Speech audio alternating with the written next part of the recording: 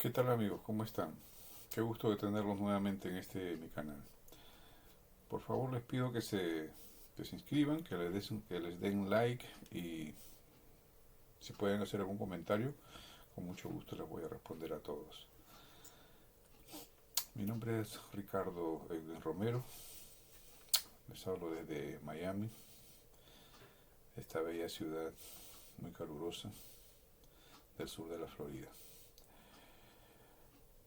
En las últimas horas he estado escuchando y he estado leyendo mucha información acerca de esta confrontación, esta guerra que ha habido y que todavía,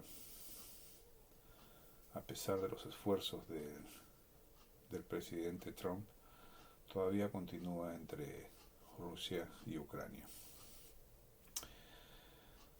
El presidente Trump, uno de los principales puntos de su campaña era justamente el llegar a la presidencia para, entre otras cosas, parar esta orgía de sangre. El presidente Trump en su primer periodo, todos sabemos que no inició ninguna guerra, fue el único presidente que no inició ninguna guerra. Obama empezó todas las guerras y sí, le dieron el premio Nobel de la Paz, imagínense ustedes. Entonces, él es un presidente que quiere pasar a la historia como un presidente pacifista, como el pacificador de las guerras. Yo creo que eso es bueno, nadie puede estar en contra de eso.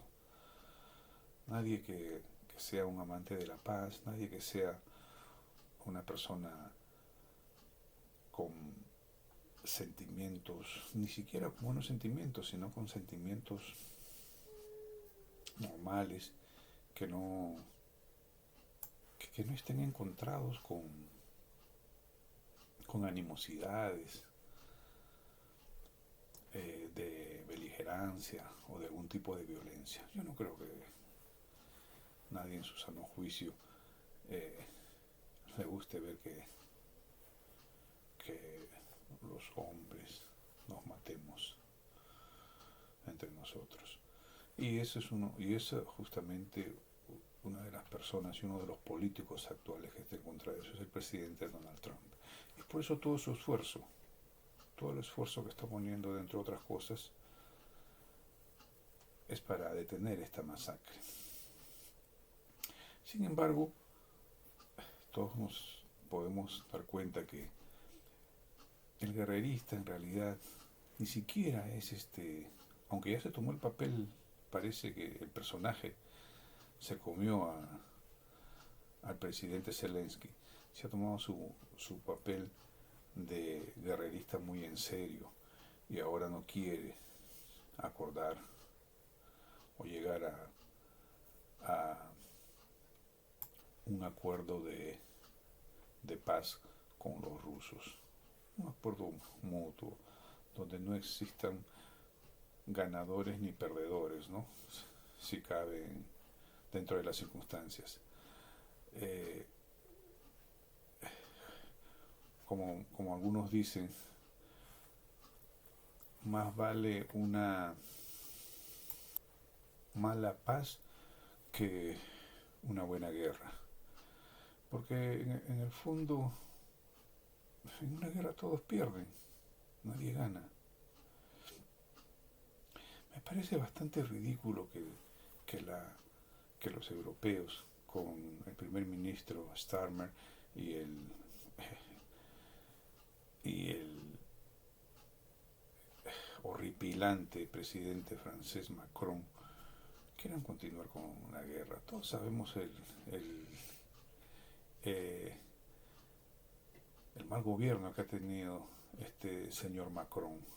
Y sin embargo, vemos que tiene una vocación guerrerista que está perjudicando y está perjudicando a Ucrania desde hace ya 3 años, pero va a perjudicar a Europa.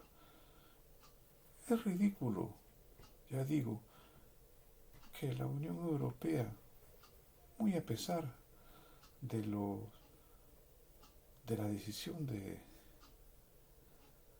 presidente Trump de llegar a una paz duradera entre Rusia y Ucrania, ellos continúen con esa voluntad belicista. Si los Estados Unidos, mis amigos, si los Estados Unidos se salen de la OTAN y se llevan sus bases militares que tienen en medio Europa, Europa quedaría solamente como un estado policial. Europa no tiene capacidad bélica militar para enfrentarse ni a Rusia ni a ninguna otra potencia. Obviamente no se van a llegar a enfrentar con los Estados Unidos ni con China, pero en realidad pues bien por ellos, porque no pueden. La Europa, la vieja Europa, como digo yo siempre, es un continente menoscabado, y es un continente que no tiene preponderancia mundial. El,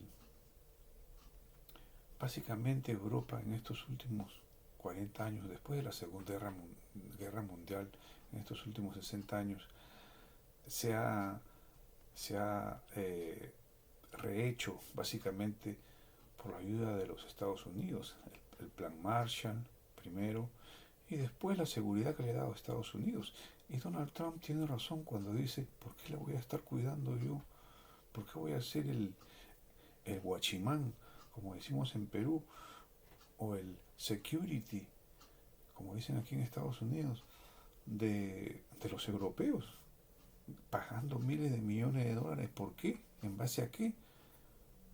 Los europeos no quieren utilizar ni siquiera el 2% de su Producto Interno Bruto, no quieren pagar ni siquiera un porcentaje mínimo de su Producto Interno Bruto para poder tener y mantener al ejército y a la Armada Americana protegiéndolos allá en Europa. No quieren hacerlo, por eso que Donald Trump dice que tienen que pagar. Entonces ahora se reúnen para continuar la guerra, hacen todo un show que vamos a dar a poner 800.000 millones de dólares y a corto alcance van a ser 500.000 millones de dólares. ¿De dónde van a sacar ese dinero los europeos?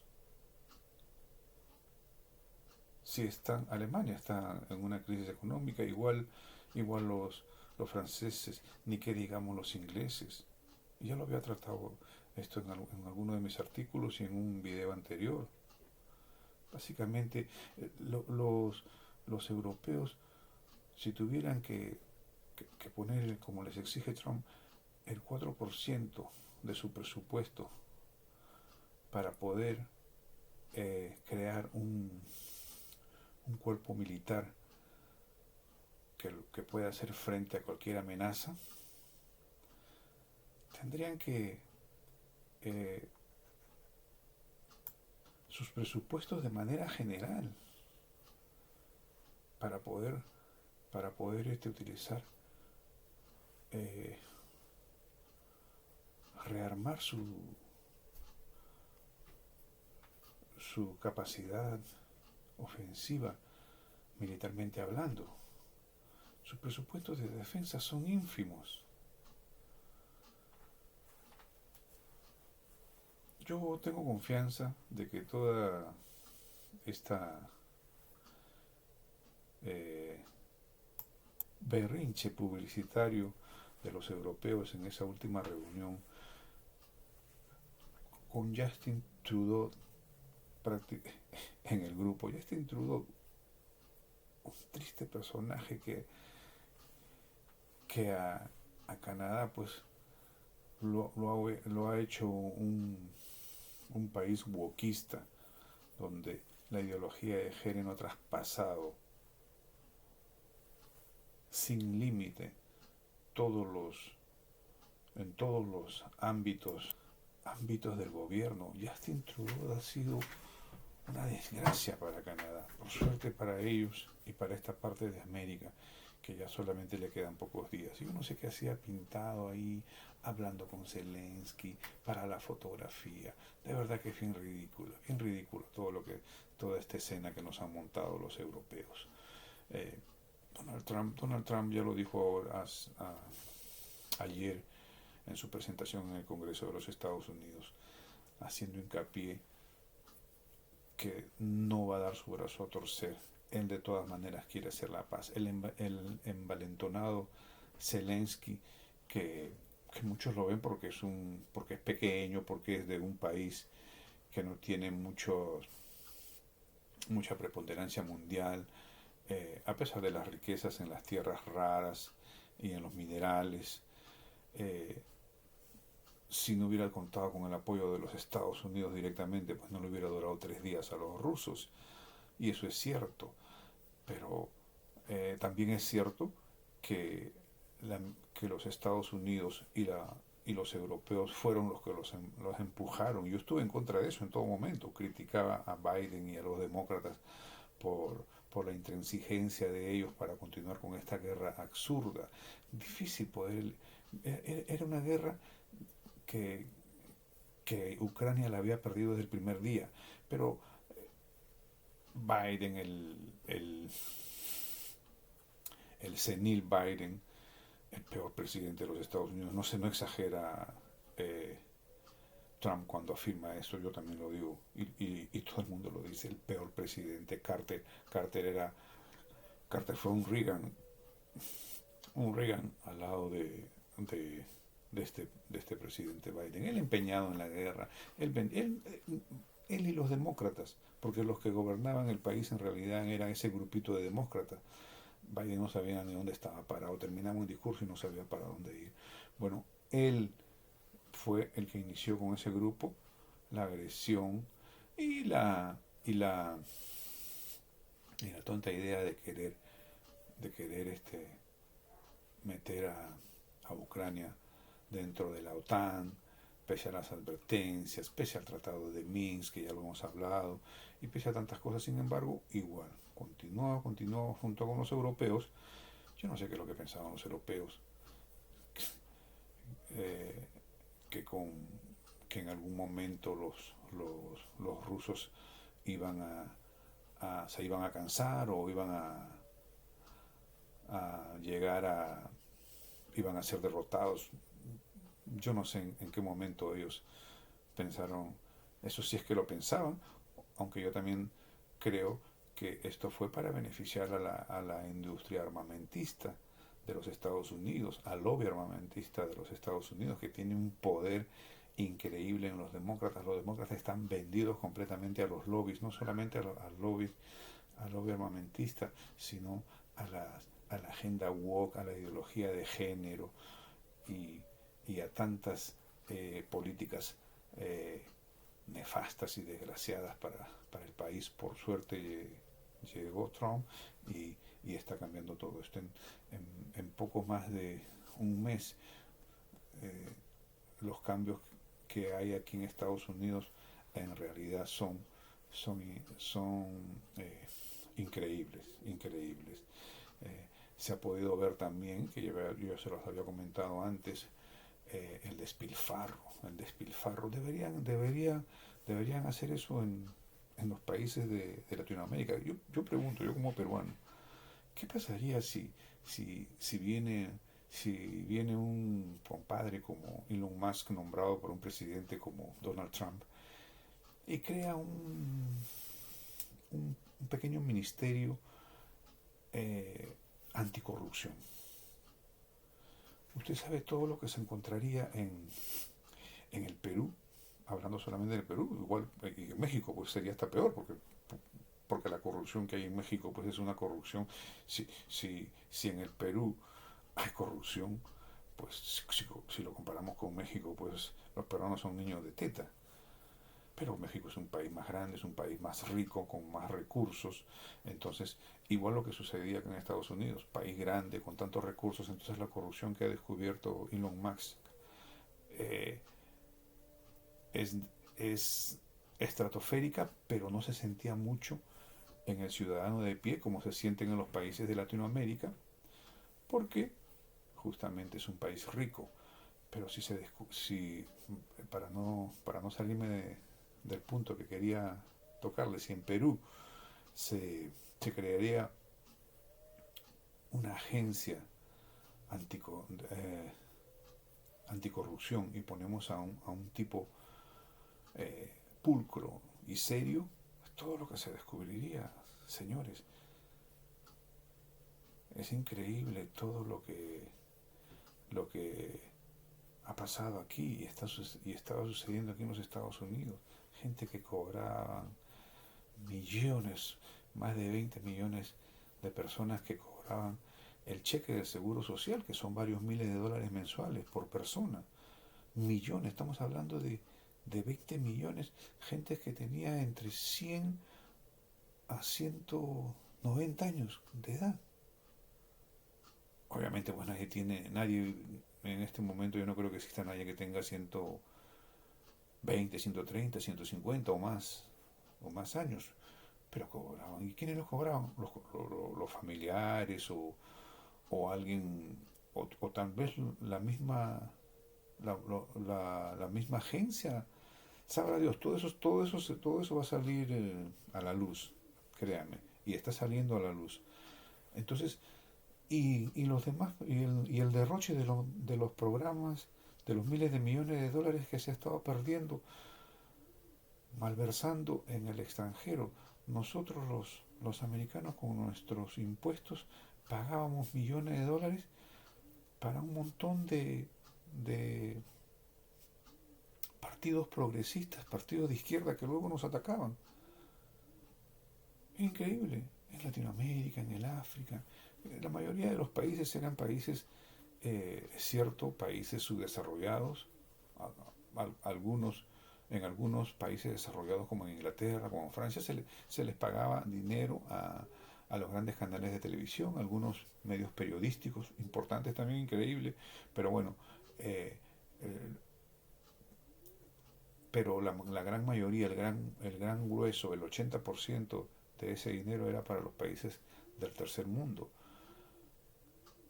Es increíble. Si ustedes no han visto eh, a Trump dirigiéndose al Congreso y contando todo lo que había pasado con este despilfarro, con este derroche del dinero increíble, 20 millones para experimentos de ratones ratones transgéneros, así mismo, 20 millones. 50 millones por acá, 60 millones por allá, 500 millones por acá. Era la danza de los millones. Todo eso lo ha parado Donald Trump. Pero, eh, como les digo, y yo les aseguro que va a suceder, una de las cosas